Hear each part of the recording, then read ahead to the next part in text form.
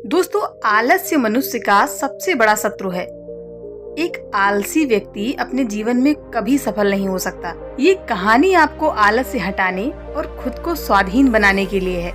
एक समय की बात है, एक गांव में एक किसान रहता था। एक बार जब किसान ने अपने खेतों में फसल उगाई, तब एक गौरैया ने खेतों के बीचों बीच में अपना एक घोंसला बना लिया और उसने घोंसले में 2 अंडे भी दिए। बहुत जल्द ही बच्चे अंडे से बाहर आ गए और अपनी माँ के साथ उसी खेत में खुशी खुशी रहने लगे। गौरैया रोज सुबह खाने की तलाश में बाहर जाती। एक दिन जब गौरैया शाम को वापस लौट कर आई तो उसने देखा कि बच्चे बहुत डरे हुए हैं। गौरैया ने पूछा, क्या हुआ बच्चों, तुम इतना डरे हुए क्यों हो? बच्चों ने कहा, माँ, आज खेत में किसान आया था और उसने कहा कि कल वो अपने बेटे को फसल काटने के लिए भेजेगा। माँ, अब हम क्या करेंगे?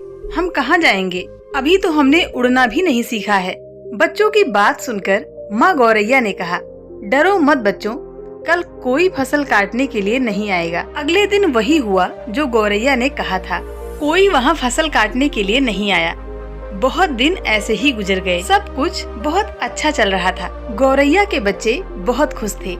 एक दिन फिर जब गौरैया जंगल से वापस आई, तब उसके बच्चे फिर से बहुत डरे हुए थे। गौरैया ने फिर बच्चों से उनके डर का कारण पूछा। उन्होंने कहा, माँ, आज फिर किसान खेत में आया था और उसने कहा कि कल वो मजदूरों को फसल काटने के लिए भेजेगा। ये सुनने के बाद गौरैया दोबारा से कहती है, डरो मत बच्चों, कल कोई फसल काटने के लिए नहीं आएगा। अगले दिन फिर वही हुआ जो गौरैया ने कहा था।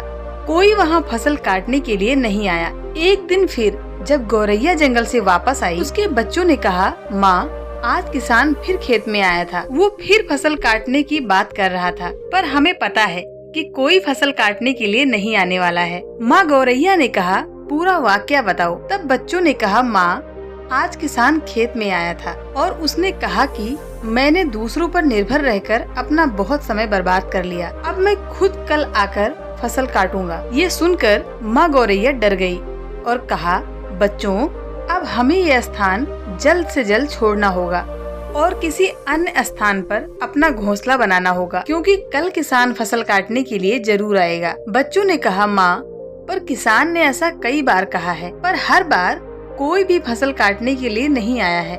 इस बार आप इतने सुनिश्चित कैसे हो कि कल किसान फसल काटने जरूर आएगा? पहली बार किसान फसल कटाई के लिए अपने बेटे पर निर्भर था और दूसरी बार किसान मजदूरों पर निर्भर था। और जब आप अपने कामों के लिए दूसरों पर निर्भर करते हो तो आपका काम कभी भी पूरा नहीं होता है। पर तीसरी बार किसान ने खुद फसल काटने का डिसीजन लिया है, तो कल वो फसल काटने जरूर आएगा। उस समय तक बच्चे उड़ने के लायक हो गए थे।